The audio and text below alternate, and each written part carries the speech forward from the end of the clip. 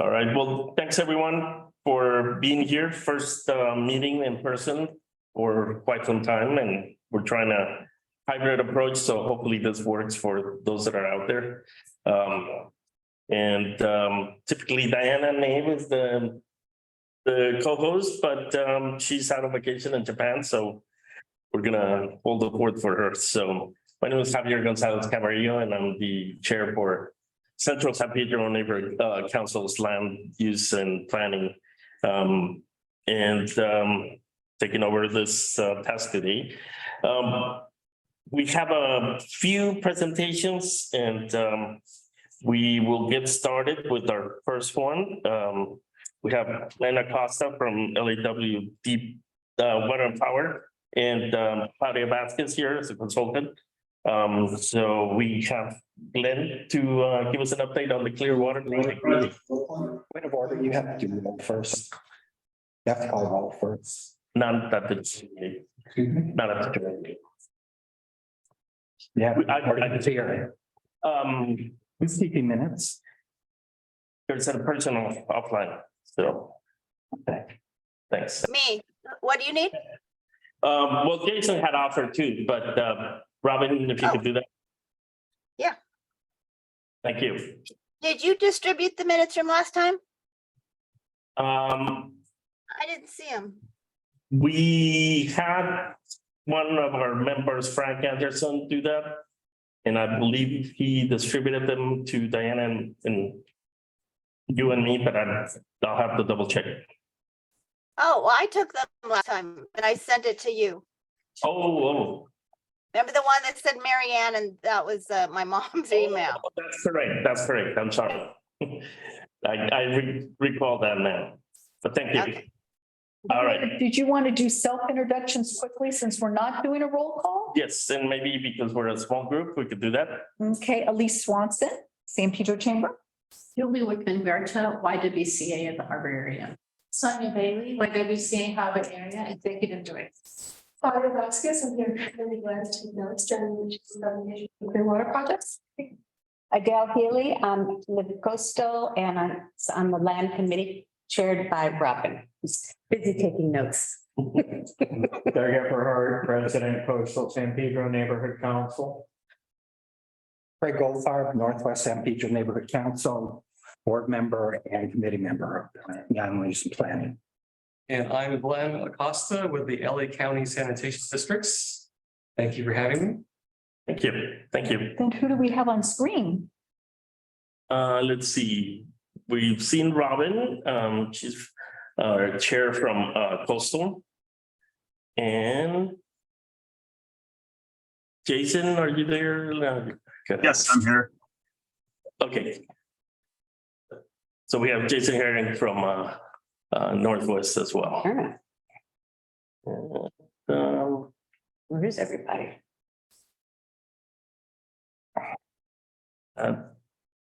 That's all the committee members that we have. Do you have anybody under participants? No, I looked at the list right now. Okay. Yeah. This Well, is yeah, Andrew Arias, Joanna Serena Spanier, and Juliana Diaz. Okay,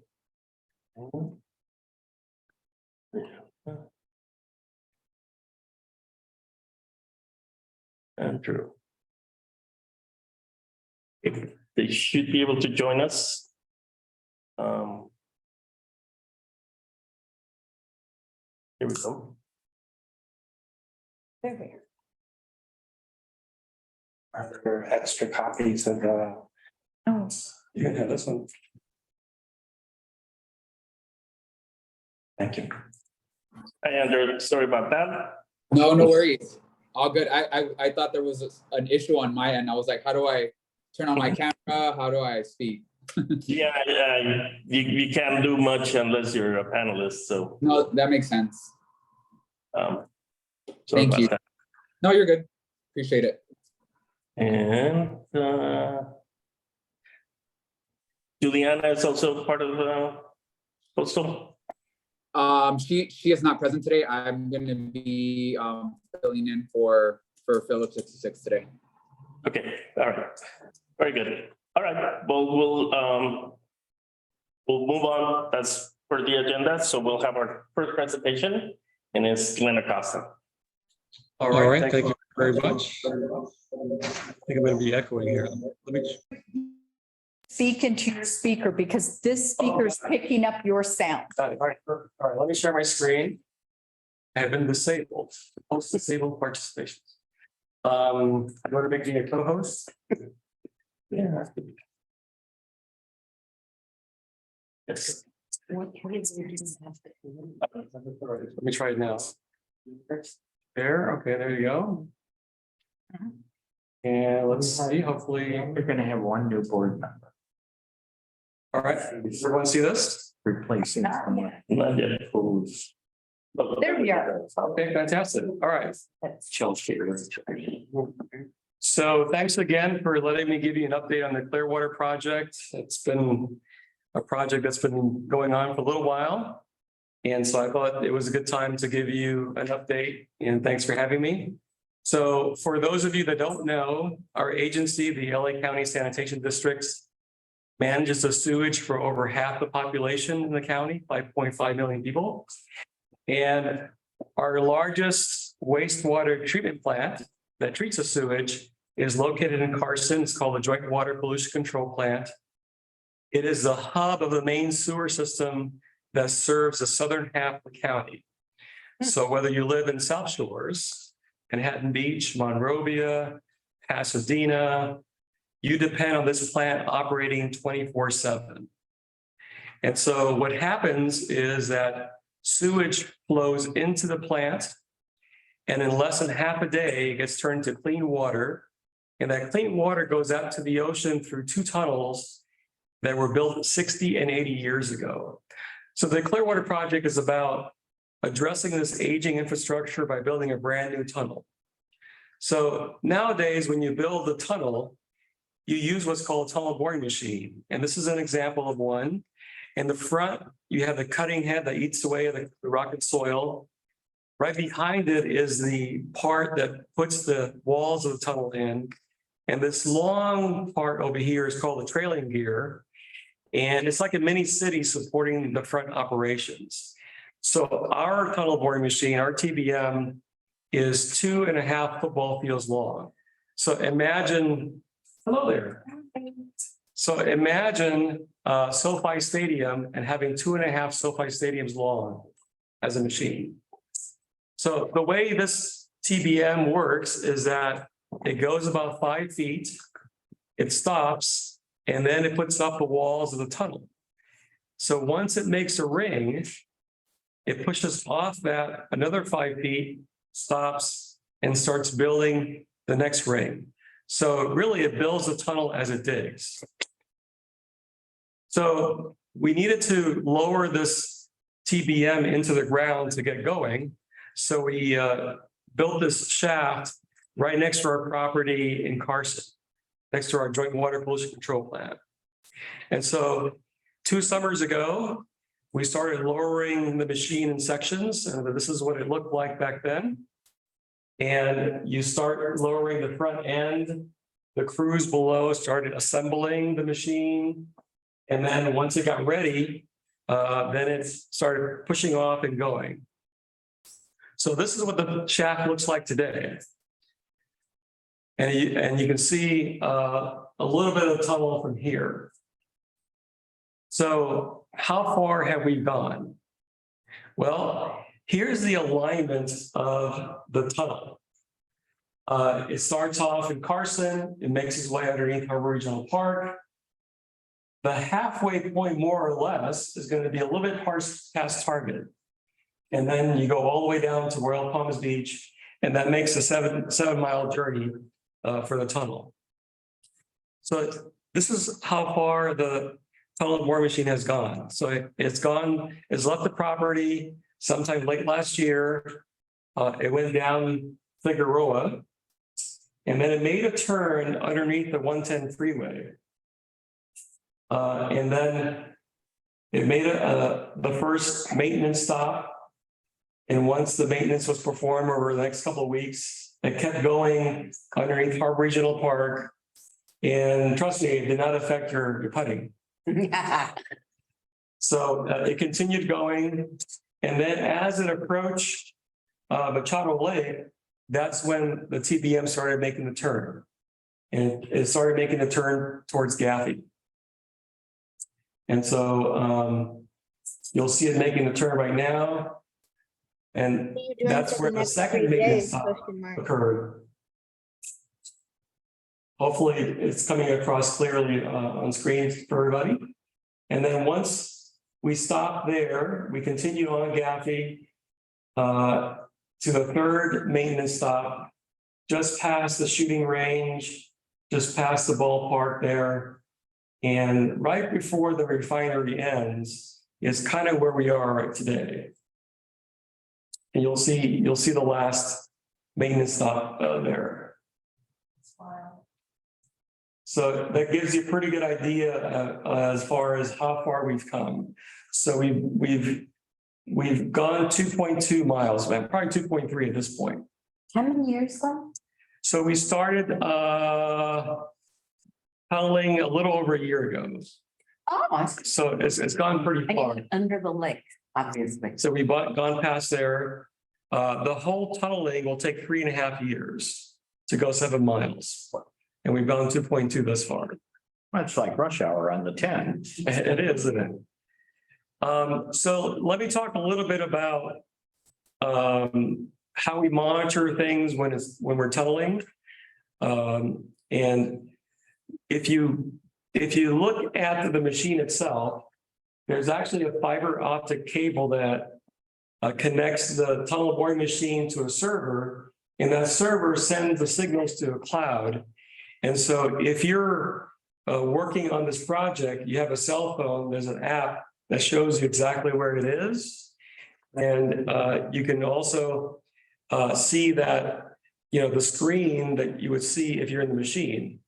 And if you're sitting there where I call the pilot sits, you would see all these controls, and you can tell, even if you're sitting on the surface, that it's moving forward, the front's turning, or it's stopped, or it's putting up the wall sections. So you're closely monitoring the machine as it goes. So let me talk about what else we have installed as far as sensors go. So along the way, along the alignment, we have sensors, or what we call monitoring points, at the surface. We have sensors attached to the water lines, the gas lines. We have sensors that detect vibration or noise. And we have sensors that go all the way down to where the machine is. So all these monitoring points come together seamlessly. And so, like I was mentioning before, the crew has an app and they get all the signals every few seconds. Can I ask? Yes, go ahead. Okay, so on Gaffey, Yes. there are cameras. Are those your cameras?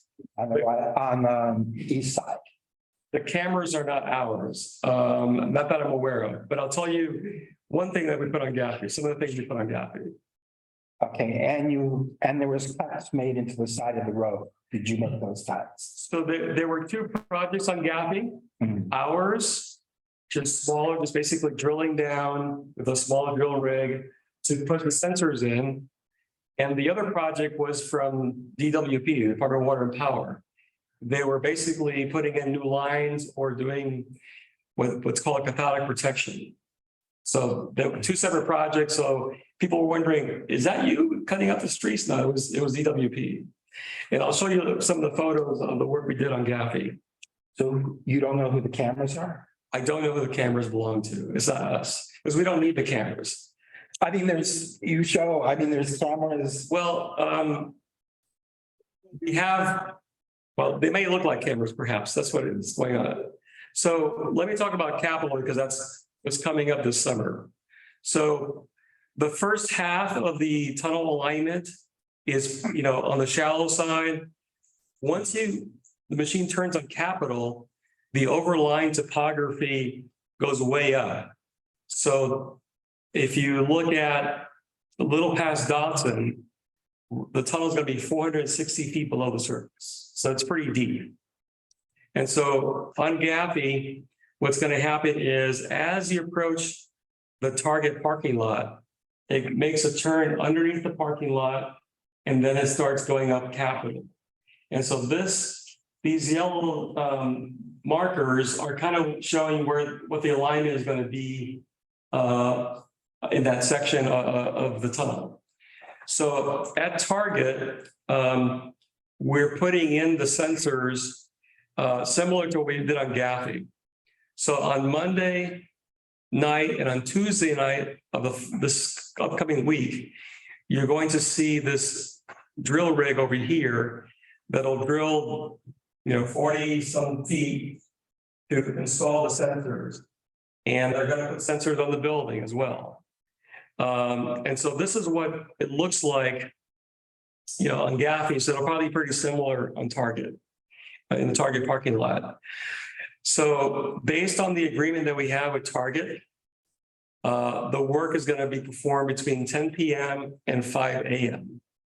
So because it's going to be late nights and overnight for 2 nights, we're going to give out notices to the local residents there and let them know what's going on. So we'll do that this weekend. And so here's what the alignment is going to be on Capitol.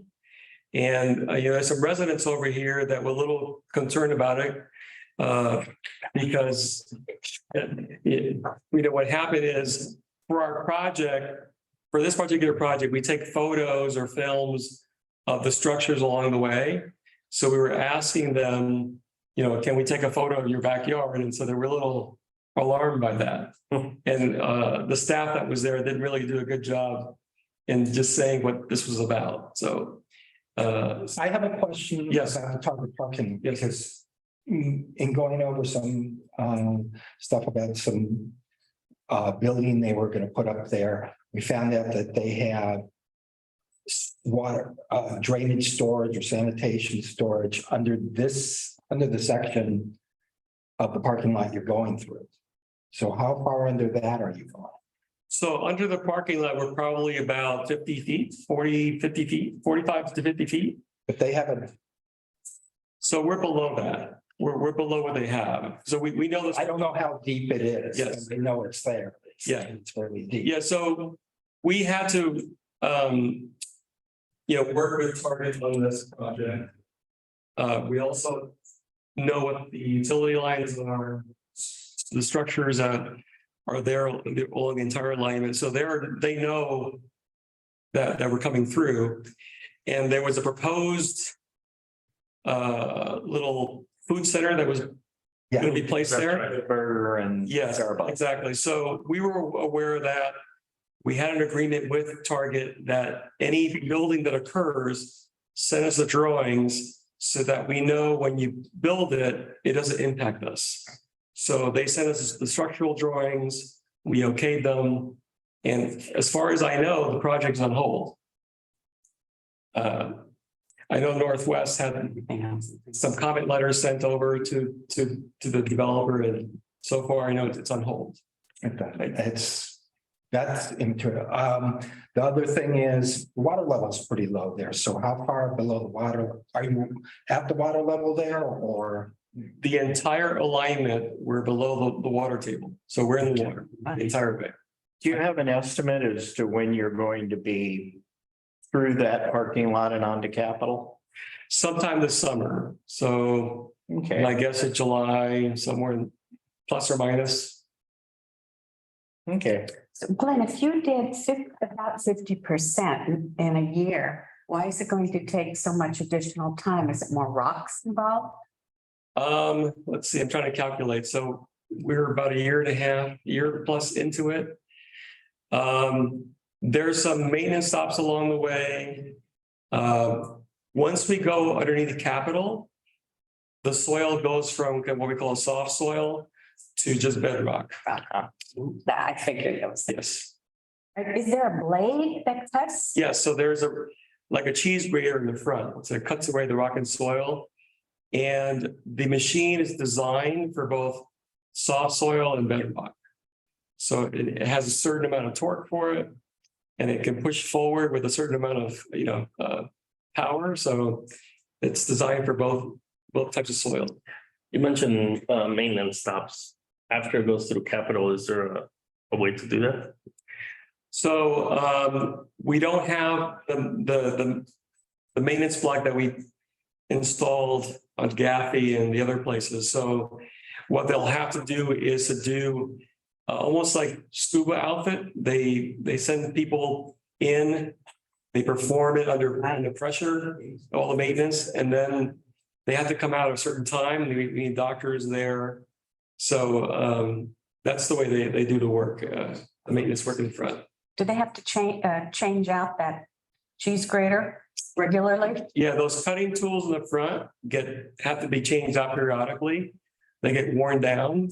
So the maintenance stops was to do that, but going forward, the people go in under pressure and then they go into like a decompression chamber for a while. And so it's pretty interesting work. I was in the commission from an earlier years ago conversation that up at the park up there on Capitol, that up there up on somewhere along Capitol, they were going down to intersect with the line. Okay, good question. So one of the project features is that we have the shaft in Carson. All the personnel, all the materials go through Carson, all the soil that gets excavated comes out of Carson. So the only other shaft access is going to be when we get to Royal Palms Beach. So at the beach, we're going to build a smaller shaft to take the front end of the machine out.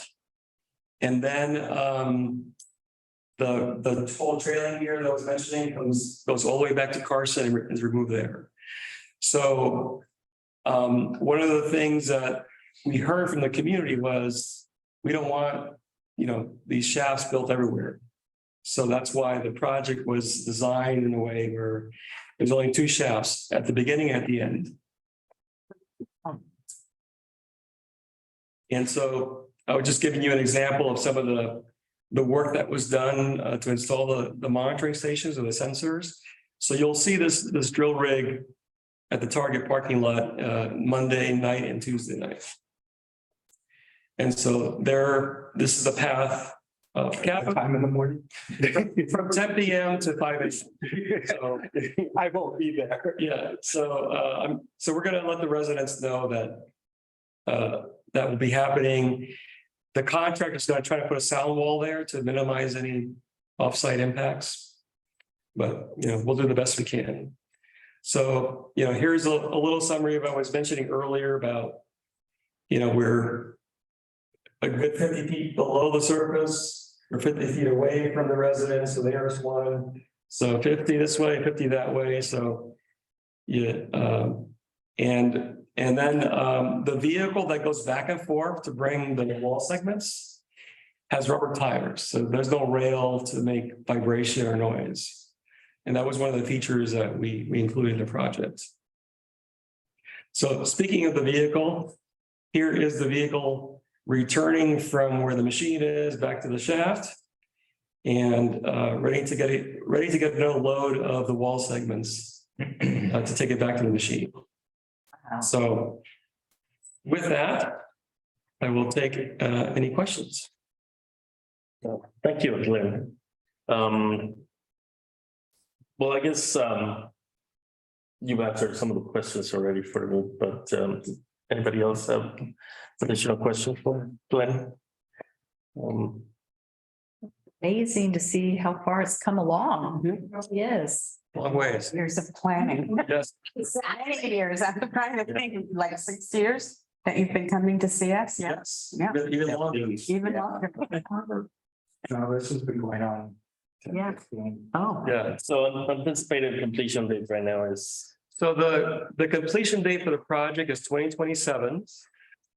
The tunnel boring machine should arrive at Royal Palms Beach around 2025 or late 24. Okay. And then there's two years of work at the beach to connect the new tunnel to the underground structure that's there. Where does all the dirt go?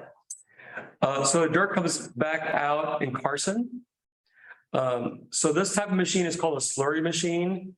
So what we do is we put this little water clay mixture through piping and take it all the way to the front of the machine. And there's a chamber there right behind the cutting head. So as it's grinding away, the rock and soil mix with that slurry. It gets pumped back out to Carson. There's a plant that cleans up the water, the slurry. So the dirt gets removed and the water gets recirculated. That's kind of how it works. What is the total budget for the project? It's about $700 million. And I read in the newspaper, they said they were going to use the endpoint, the Royal Palms. It's still there. Yes. That's a change. Yeah, so originally, when we started the planning phase, we had different alternatives. 3 of the alternatives involved building a new outfall, a pipe that follows the bottom of the ocean and extends out. But we looked at what we have, the 4 outfalls, they're in good condition. So we're not building a new outfall, we're just connecting to what we have. And what is the final distance from the Royal Palms Point to the end? So from Carson to Royal Palms is 7 miles. Mhm. And then the ocean outfalls that we have extend out 1.5 miles offshore and about 200 feet below the water.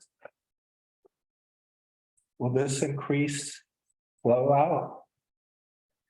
Actually, it won't increase the flows, but it'll have some capacity for when it rains. So that's one of the reasons we're building a new tunnel, not just the age, but when it rains, rainwater gets into the sewer system, the flows to the plant can more than double and can overwhelm the capacity of the plant and the tunnels. And you don't want that to happen because things start backing up. And then we have to go into emergency mode and do things like, worst case scenario, release raw sewage into the Bingus Channel. And that goes out to LA Harbor and to the surrounding beaches, and we don't want to do that. So this is one of the reasons why we're trying to be proactive. Is there any future thought of maybe not dumping that water all the way out to the ocean, but maybe using that for something? Yes, as a matter of fact, we're in a partnership with the Metropolitan Water District to take the treated water from the plant, purify it into drinking water, and making that available to the entire region. So right now, we have built with them a demonstration facility that is right now taking part of the treated water, purifying it. So we're testing out the technology. So hopefully, in a few years, both of our boards will approve the large scale plant, which is enough water for 1.5 million people. So most of the water, instead of going to the ocean, will get reused, recycled into drinking water and used to replenish the aquifers in the region. Yeah, that would be a great. That would be great. Yeah. That's the pilot plant you're putting up there on the side. Yes. Yes. So right now, Who's the manufacturer of that pilot plant? not sure who the design company was, but there were some consulting firms involved. And all kinds of technologies that are used like in desal to desalt the water from the ocean. So it's very similar, but we want to test everything out before we design the. No, I know. I mean, it's a trial plan.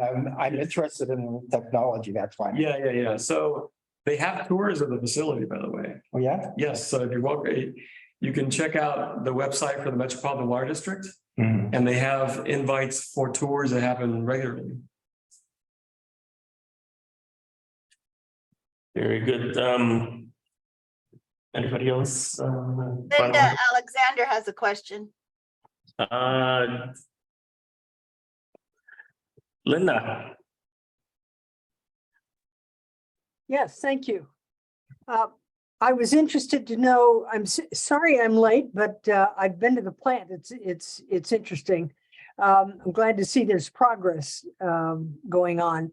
I wanted to know the location of that last slide where you have the truck coming out of the tunnel, and it's obviously a very tall opening. Where is that located? Okay, let me share my screen again. Hold on.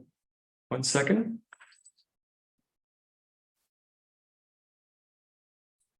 Okay, so hopefully.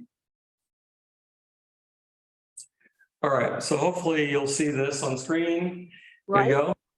So the shaft that I just showed you is located right next to our plant in Carson. We have an empty lot there. So we built a shaft that's 60 feet wide, 135 feet deep. And so, and right now, the tunnel boring machine is underneath Gaffey. Okay. It should be by Target, or underneath Target, and then eventually it'll make its way down to Royal Palms Beach, which is 7 miles into the project. That's very exciting. Glad to see the progress.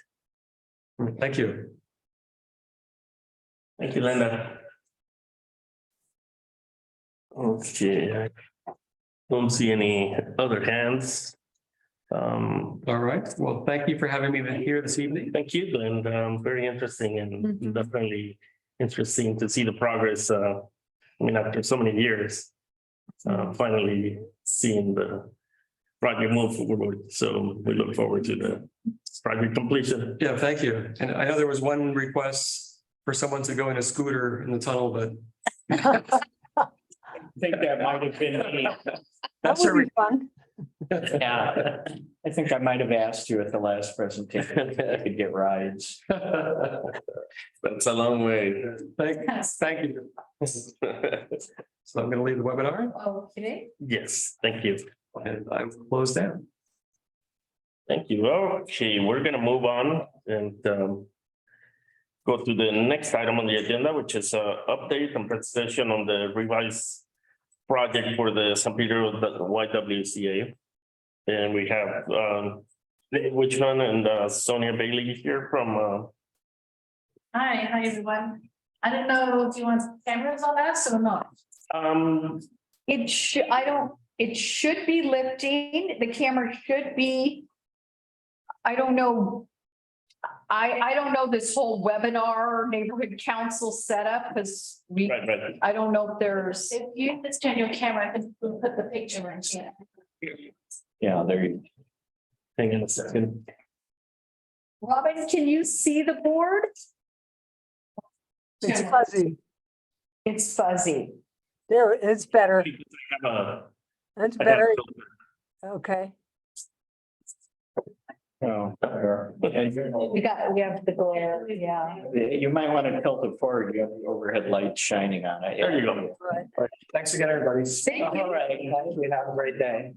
And everybody should put on their speaker view instead of the gallery view, so that all you see is that.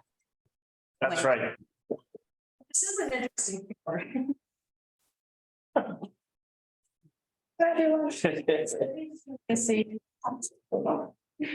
Very good. I think. Yeah, that's fine. I know. Do you want me to hold it when that's said? I think somebody's gonna take the line here. So if you could just maybe give us a little brief description of the original project that we saw a while back and how this was modified. First of all, does everyone understand who we are and what's wrong? If you could do a brief, Yeah, we'll just quick update. YWCA of the Harbor area has been located on 9th Street between Pacific and Mesa since 1918. We're handing around a document, a paper, basically explaining what programs we do and what we've been doing. Historically, this building here is the Morgan House, designed by Julia Morgan, the first woman architect in California. So and built in 1918 and became a YWCA in 1921. And it was originally built as a community for women who came to the port area to work in the canneries. And this is where they stayed because there was really nowhere else for women to stay on their own. So since all this time, YWCA has been advocating for women and their families all this time. So over the years, we've basically pivoted to whatever program the community has needed over the years. And if you know our property now, there's actually a building on the side that was built in 1958. And that is actually where women and children came to escape from domestic violence. And that's where Rainbow Services actually started. And when they got their funding, they moved to where they are now. But this tells you the depth of the advocacy YWCA has had in this community for all this time. So in 2017, wasn't it, June? We thought it's time we started with housing available to women. It's time to refurbish that building and do the housing again. So we've had a lot of lessons since then. And we do wraparound services that go to help families. And currently we do computer classes that teach complete Google Suite to get people back to work, learning digital skills. And by the time they finish their 13-week course, a lot of them have already got jobs. We also do food distribution every Friday, which we started during COVID because people and families were going hungry. So our food distribution is fruit and vegetables, mostly from Trader Joe's, Whole Foods, and other farmers. And we are diverting almost 1,000 pounds a week of food to families who really need it. So this building project is really a work in progress. And you'll see the historical building, part of the funding is to restore her and make sure she lasts another 100 years. She's got very good bones and she's held up really well, but she needs, we don't have air conditioning. We barely have electricity. It still has the cord on it still, this very historical. The swimming pool that was originally designed is the auditorium. There's a floor over it now, but that's part of this restoration. But this building here that wraps around is 2 floors programs and 2 floors housing for women and children, or we're finding a particular need for senior women. And this is what we are doing currently at the moment. So we're in the funding stage and we were able to secure $2 million in earmarks from Congresswoman Barragan, which we're very grateful, and another $1 million from Senators Padilla and Feinstein this last year.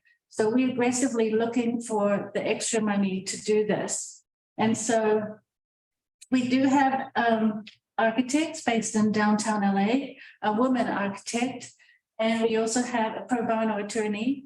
And so we're getting quite along in this project. And what we would like is the community to understand what we're doing. And of course, they'll always support us as we have also, but you'll see that the building's very functional. And in the back, we'll be having somewhat of a commercial kitchen so that we can provide hot food. Currently in our food distribution, it's just distribution, which we would like to expand to Wilmington. And we have a lot of need there for fruit and vegetables. So that is the update. I know that the last plan was a little bit, it was much bigger. It was 41 apartments and basically nothing else. And a wrap around, and you'll see we got little parking spaces in the back. And we're taking a lot out in the front to extend. We have a thrift store that Beacon House used to run, and now we run it ourselves. And it is a very cute boutique. We also have Second Chances, which is the voucher system that supports all the agencies in the area, Harbor Interfaith, Shoal House, House of Hope. All those people that need a little bit of help to get back on their feet, they get a voucher and they can come to the store and get things. And we also give out blankets, socks, hygienic items free to those who need it. And I think we're the only thrift store in the area that does that. So our mission is to help the community advance women and their families. And we're continuing to make a difference. And if we can get some parking, we'll be really happy. So we'll take some questions. Or also, we have this Saturday, in conjunction with our workforce development, we're partnering with the bank for financial literacy and budgeting workshops.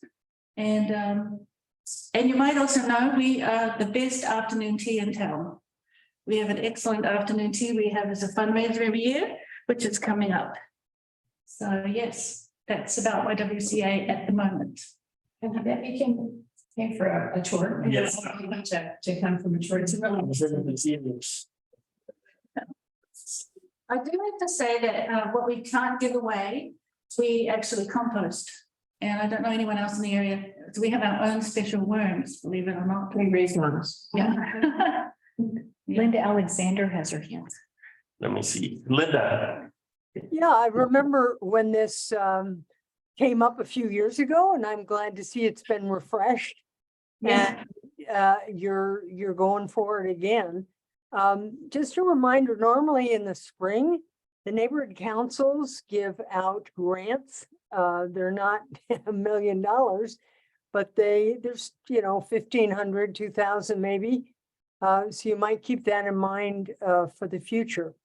Thank you. Yes, that would be very great. Yeah. We're gonna have to raise this money a little at a time. There'll be some big pots coming in, but and it also increases the community's investment in us and in the future and in our clients.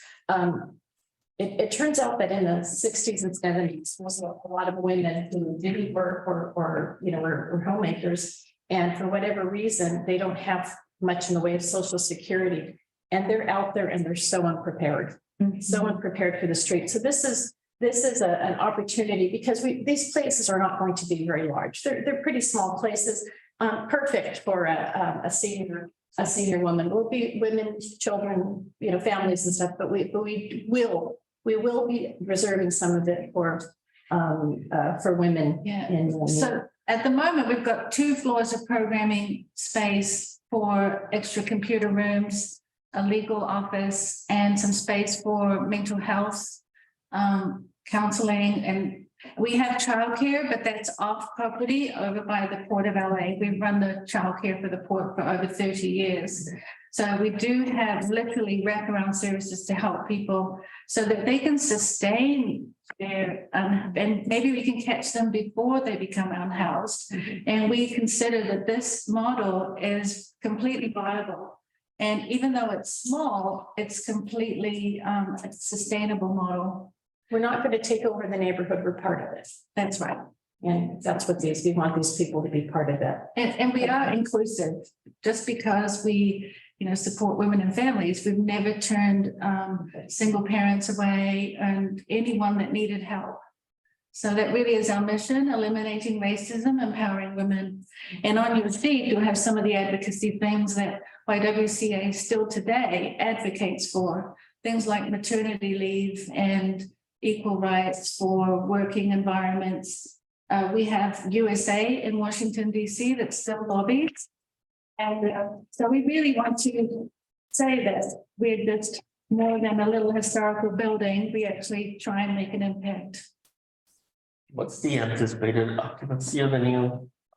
About 15 apartments now, but they are looking at adding an extra floor and just having 1 floor programming. We're not quite sure of that configuration, but we know at least 15. And some of it will depend on funding and how we get that funding. Funding tends to be very specific. Yeah. What's your estimated total cost? At the moment, it's 15 and ticking. Okay. 15 million. But you haven't been through entitlements yet. It's No. a city. Not yet. Okay. So it's more about a fundraiser right now. Yes. To be And able to- our mission is actually to take that building down first and then do all the soil and everything that was needed for that. And then do little at a time, because we're not going to put our historical building in jeopardy at any time. So we do have a strategy for that. We seem awfully slow, but this is the end mission that we think we can deliver. Whether that takes 3 years, 5 years, that we can't really tell you yet. But we really hope to be able to demo the building this summer. Yeah, this summer, we think we can do that. Yeah, and it's attractive nuisance at this point. Yeah. And we ended up with a really big water bill because there was a leak that we didn't know about because it's an old derelict. But it served its purpose now, and it's time for us to move it forward to the next generation to keep them going. And we last week for Rotary, we had them come to our auditorium for police and young students to have a collaboration so that they could communicate to each other about, just as a dialogue. And so we want to be able to provide that service that's so important for our young people. For many years, we've done human trafficking awareness and prevention, and we think that is critical still to carry that on. So this is all part of the inclusiveness and wraparound services that we're providing.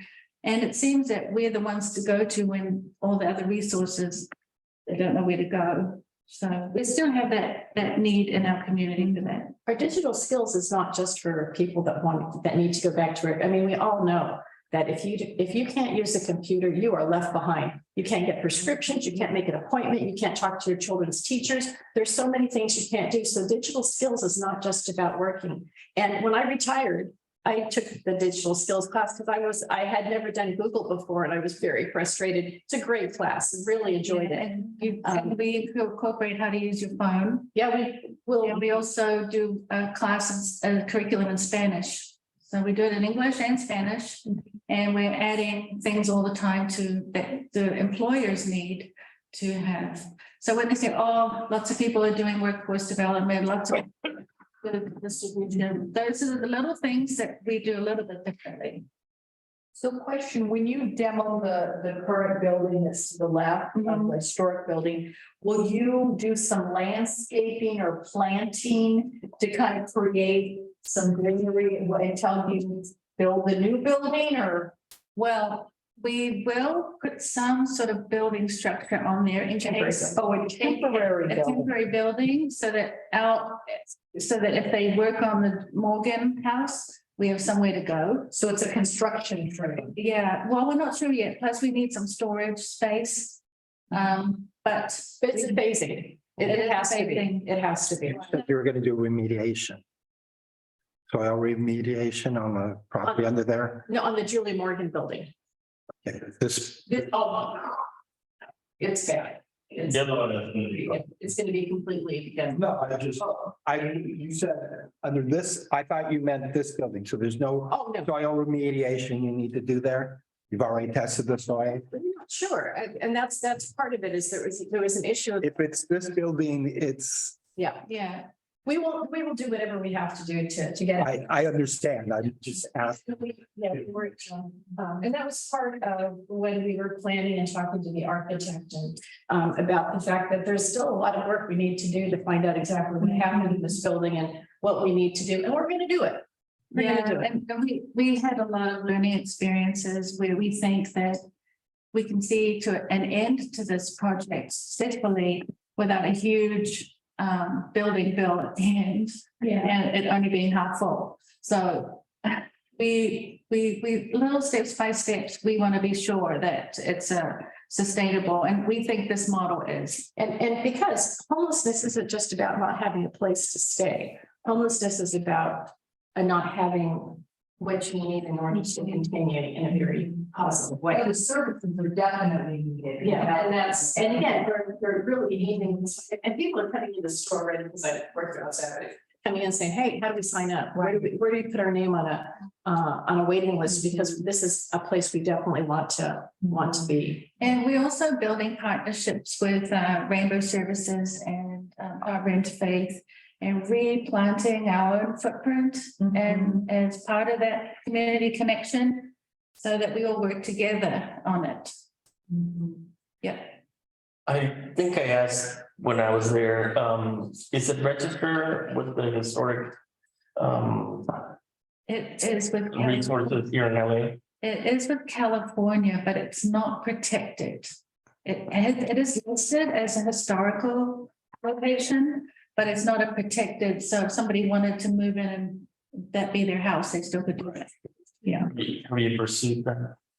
No, we haven't pursued that designation because that restricts what actually we could do with it in the end. We're gonna protect it.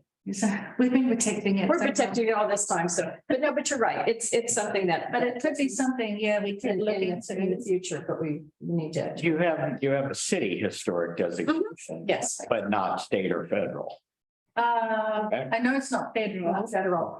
You don't have you're not on the national register. No, And I'm guessing you don't have a state designation either. This is the last Julia Morgan building that is standing as a YWCA, and she built 32 of them. Right.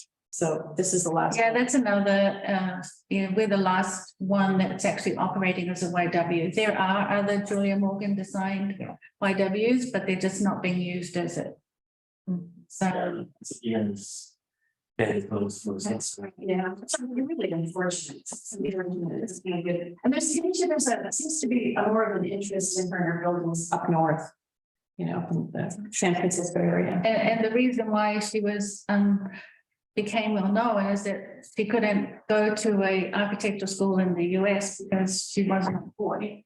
And she learned in Europe, came back and brought with her reinforced concrete technology. And when they had earthquakes in San Francisco, her buildings were still standing. And that's how she started to be successful. Yeah, it's quite a. But there are some amazing Julia Morgan YWCA properties. But we're the last one operating out of one. Robin has her hand up. Just Robin. Yeah, I just wanted to know the exact street address because I wanted to look it up on Zemus and see what it says about historic and everything. It's 437 West 9th Street. 437 West 9th Street. Yes, San Pedro 90731. Yeah, that's fine. I really have a soft spot for the YWCA because over 30 years ago, I was in Honolulu, Hawaii, and they had a wonderful childcare program. It allowed me to go back to work, and they're great. Yeah, thank you, Robin. And they do great work in Hawaii still, and they work out of a Julia Morgan building too. Oh, I could know. They're so big with senior. Yeah, they do a lot of services, big on senior services. Yeah, in Hawaii. They do. Yeah, there's only about 200 Yeah, there's only about 200 left. YWCA's left in the United States, so that's their. Oh.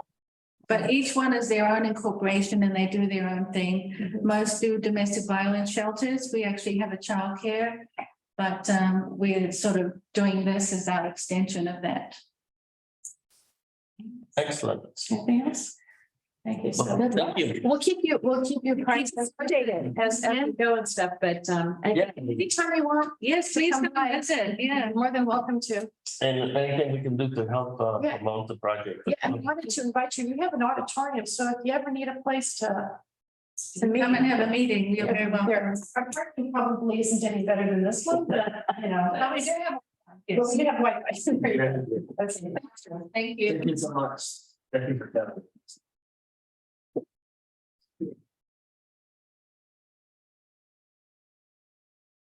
Go ahead and let you finish your meeting.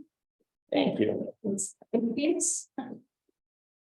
Okay, we're gonna do updates on other items of interest to the committee. Robin, do you have anything to share? Well, I just wanted to make sure everyone was aware of an email we get, and I don't know who it goes to, but I receive it from from somebody named Lorenzo Briseno. And it's a legislative report. Right. And I ignored it for a few months, and then I realized that it is a summary of all the new motions coming to council. And it's pretty interesting. Do you want me to just take a second? I can go over 2 or 3 of them. Yeah, I know you don't. We can forward them, but all the neighbor council. Let me allow you to. Great, chair. Well, we do receive it. Okay. Yeah. I just wanted to make sure everybody knew about it and knew that it was useful. For example, the one that came out just a few days ago gave an update on SB 411. And it was passed with a vote of 6 to 2 to 0. And now it's moving on to the Senate Judiciary Committee. And this is about whether we can continue with city council, councils online, I believe. Right. And then there were a number of new motions. So, okay, well, glad to hear everybody's getting it. I won't be redundant then. No, but I think you're right to point out that it has some interest because it's a legislative update and I kind of yawn. So, Yeah, at first glance, I didn't think it was useful, but then I looked at it and it really is. yeah, good point. Thank you, Robin. Let's see. Jason. I can point out one other thing. I'm sorry. Tomorrow morning, the City Planning Commission is going to hear the al fresco dining ordinance. And it's a pretty big deal. They're changing all the rules with respect to outdoor dining. And it's been going through a lot of iterations. And so that's tomorrow morning. Our council has a CIS in on it to ask that the coastal zone be treated separately, which I think will continue to be the case. But and separately, they're going to talk about outdoor dining in the public right of way. That's going to be handled by the Department of Public Works, I believe, or the Bureau of Engineering, sorry. So tomorrow's CPC should be very interesting. 8:30 a.m. Well, thank you. Thank you. We'll have to follow up on that. Let's see. Jason, I don't know if you wanted to share something you mentioned earlier. Yeah, I mean, I guess I can just bring this up. I don't have a spotlight on it yet, but there's a few assembly bills that are currently working through the California legislature that would sort of put in jeopardy some highway funds if digital billboards fail to comply with federal regulations. If we don't permit these to continue to exist, sort of grandfathered in. I don't know the details yet. I just skimmed a couple summaries on them, but in our next meeting, I'll have some more detail. I just saw these pop up. So it's AB 1175, AB 476, and AB 1415. But I haven't reviewed them in detail yet, just a sort of high level. We might want to take a look at these as they are dealing with funds for billboards and digital billboards and non-compliant billboards. Yeah, definitely. And if we can, maybe we can make it part of the agenda and give a lot more information on that.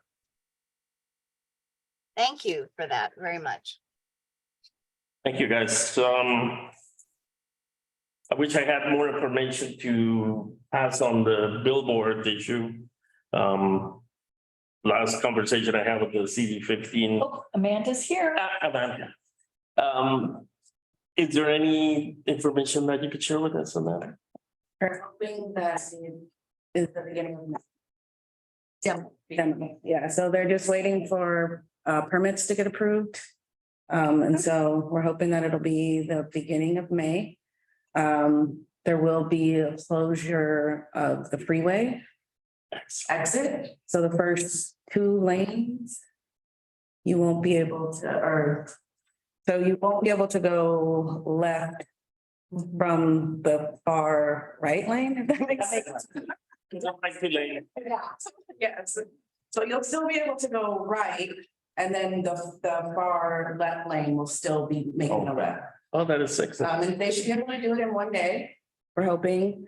And as soon as we have a date, I will let you all know, because we want to have a little party. And have a Bridge party. a bridge party, yes. Excellent. Very nice. I do have one other thing I wanted to get some feedback on. The council member and our planning director, Pamela, asked me to come and ask about the Sardines, which is located on 1101 South Pacific Avenue. They're looking to upgrade their beer and wine permit to include distilled spirits. So we just wanted to get the feedback from the community and see how you guys feel about it. Yeah, we weren't able to, Agendized. yeah, we weren't able to put it on the agenda for this time because of the 72-hour that we had to, but we're putting it on the agenda for centrals. Linda's got her hand up, so I do have some feedback. Okay. If I can I just make a statement? I cannot make even a statement to Amanda. Dr. Al. I'll talk to you after the meeting. Linda? Wasn't. I'll make a statement. Because I can make a statement under non-agendized items. Correct, yeah. Go ahead, Linda. Well, I guess we can't discuss that because it wasn't agendized, so I'll have something to say when it is agendized. Yes, the item will be part of the Central's planning and land use meeting on the 11th. On May Of May 11th. So Okay, I did talk to the applicant, so we could put it on that agenda. awesome. That's all I have. Thank you. And what did you start again? Linda, was there additional? I'm sorry? Oh, your hand was up. Oh, I have it. Yeah, I'm sorry, it was up. Okay, no, Okay, I guess I'll talk to Amanda afterwards. okay. And I will express, and then it's agendized, we'll discuss it too, but with the applicants. But go ahead, Doug. Oh, no, I have one question for Amanda. Did Kristen send you the meal error stuff for the Paseo beautification? No, Did he what is talk that? to you about it? No, I mean, not necessarily. What exactly? Okay, all right. This is. Can we talk about this? No, we'll do it after. Saturday. I just, But I do, when Doug is done, I do have a public comment on items not on the agenda. okay, I believe we are there. So next item is public comment on items not on the agenda. Okay, I'm just very excited about Lee Williams' appointment by Mayor Bass to the Harbor Commission. Wow. I know, we're very excited. We are putting Great. Lee in front of the LA City Council on Tuesday, May 2nd at 10 a.m. A group of us are going to City Hall to support him in his confirmation hearing with the City Council. If anybody would like to join us to caravan down to LA City Hall, let me know. We're putting a group. And Lee would appreciate the support. That's excellent. I know. Good news. Is he taking someone's present place or is it a vacant? Yes, Jamie Lee. Yes. Oh, Jamie, okay. So as I understand it, and you probably know more, but as Lee has said to me, the 5 commissioners at this time moving, it's Diane Middleton would be staying, Ed Renwick, Lee is up for confirmation, former Congresswoman Lucille Roybal Allard, and the gentleman from Lane, whose name is escaping me. Me too. So those For this confirmation for him? for Lee. Yeah. Yes, Tuesday, May 2nd at 10 a.m. And we're very excited. Committee or council? He's going to forward the city council. Okay. Yeah. Mhm. Is there a ban or something that? If you want to go with us, I'll get you a ride. Okay. Thank you. Very good. That's exciting news. Very exciting. So that's 2 local representatives on the Board of Harbor Commission. Right. Who's the other one? So the other local is Diane Middleton. Oh, yeah, my neighbor. She's remaining on the commission, yes. All right. I don't see any other items. I have one. Okay. I would like to get put on our agendas, you know, as you all are, as some of you may be aware, I like to ride bikes. And I recently, or 2 months ago, on February 21st, was riding down Gaffey. I don't know what happened. I woke up in an ambulance. Okay, this is Gaffey by the ball fields, the area we were just looking at. Now, when the city decided to put us on road diets, they put in bike lanes, which they promptly decided not to maintain. If you go down Gaffey, you'll find they're half covered. They do construction on them. They don't cover them up completely. And those are our bike lanes. And those are people, our children, all sorts of people. This is what we're supposed to be pushing. Yes. Appreciate that. So I go on and I spent 2 days in the emergency room and at Harvard General, and I have just started walking from having a fractured pelvis. And, you know, I was driving in Torrance and other cities out there, and their bike lanes are beautiful. They're kept clear. There's no trash header. You go down Gaffey, it's all filled up with sand and dirt. So even if you're riding your bike there, you have to get out of the bike lanes and move them back and forth. So if the city is going to force us to go on road diets and build bike lanes and want us to ride bikes, why aren't they willing to maintain them? It's the same story with the plantings that they have to replant because they didn't plan for watering or maintenance. They never think ahead. It's not thinking ahead. It's just they didn't do anything. They have street cleanings on some streets down here, and then it's ad hoc on other streets. But main places where people are endangered, they don't do anything. I can show you bike lanes that right in the middle of them, there's a big pothole. Now, it's bad enough when you're in a car, but imagine being on a bike on a 21mm tire and going and having to come down a hill, and all of a sudden there's this big hole and you can't maneuver around it. You're going to end up in the hospital, and the city's not going to pay for it. I have a question. When you see, It's not agendized, so. oh, okay. Yeah, I think that's what I was gonna suggest, that we bring this up, and, you know, perhaps we take a look at, some of the positions around town, because And we can bring it up. now too, so I know maintenance is every budget hearing is. Andrew, So can I make a comment? No? Afterwards, it's Andrew, got agendized, you can't. we can't hear you. Well. Oh, you said Andrew? Yeah. You're worried about the rules. Go Hi. ahead. Hi, everybody. My name's Andrew Arias. I am here representing Phillips 66. I was just actually just wanting to introduce myself to you all. I wasn't able to make it there in person, but was over listening through through Zoom. And I just appreciate all the information that was related today. The one thing I wanted to say is that you all may have heard about the MOTEMS project that is happening here at Phillips 66 and in the local South Bay region. So we're currently working with each individual neighborhood council. So Central, we want to brief with Central, we want to brief with Coastal. We would like to brief with each individual San Pedro neighborhood council to just review the MOTEMS project and be able to address any questions. So that's to come.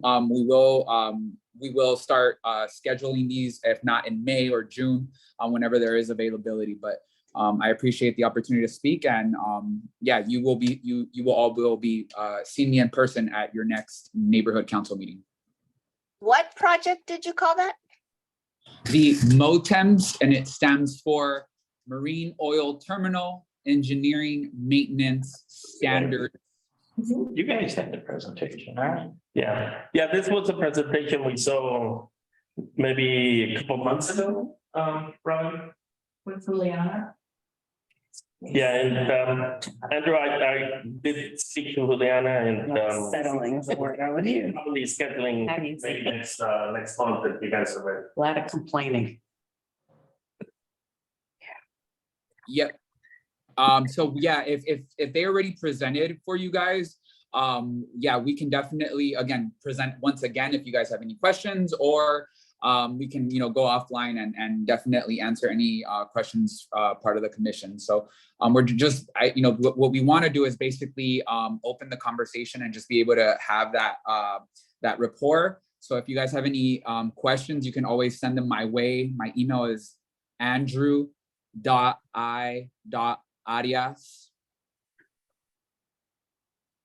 So it's my first name, andrew.i.arias@contractor.p66.com. So you can definitely reach out to me, reach out to Juliana if you have any questions, and we can definitely get those answered. But just wanted to formally introduce myself to you all. Thank you. Thank you, Andrew. Let's see,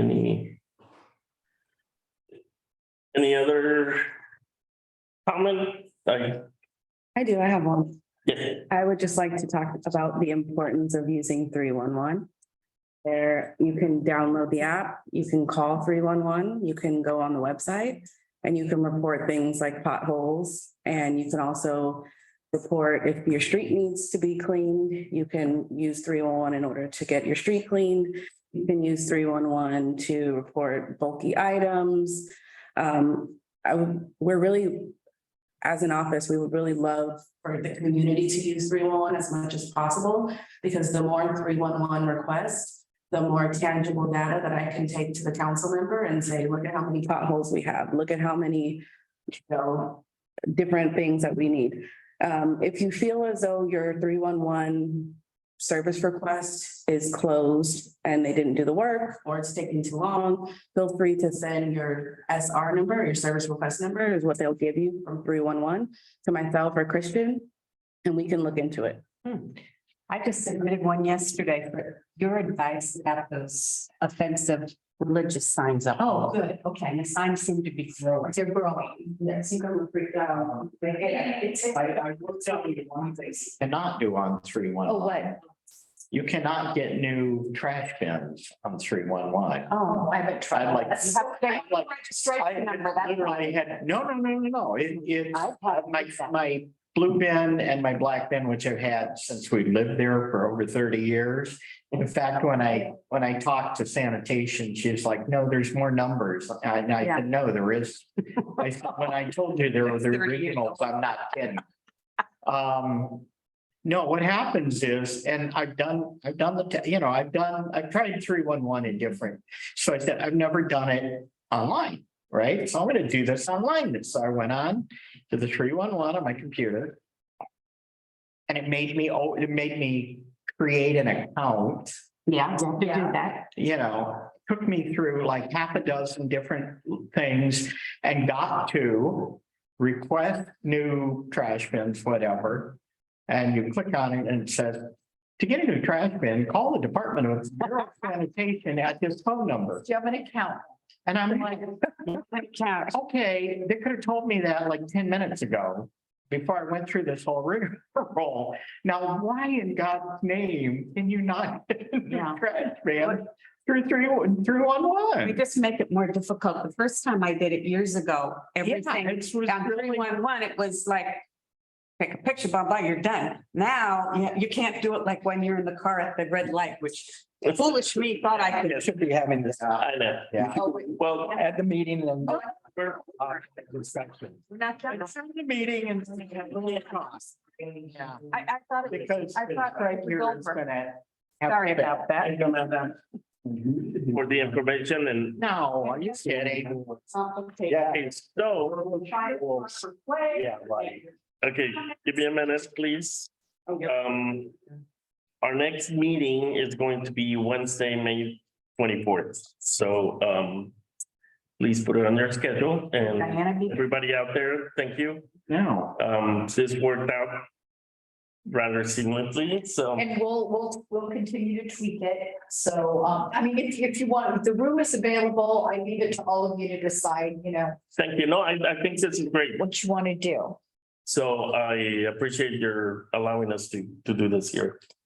Thank you, everybody, and we'll end the meeting. Before you end it, close out, will you do me a favor? Go over to video, you see where your camera is and click on the little B.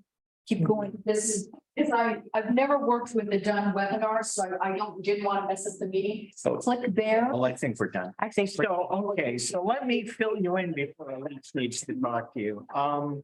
I was talking to Christian this morning and he said that somebody had been in touch with you about Okay, that's. speed humps and something else. Oh, look at that. Hi, Linda. And, Hello, that's nice. Didn't want to mess up your meeting. oh, 'cause now I'm it's scared. working. But yeah, okay, I found where we can Oh. link it up on his computer.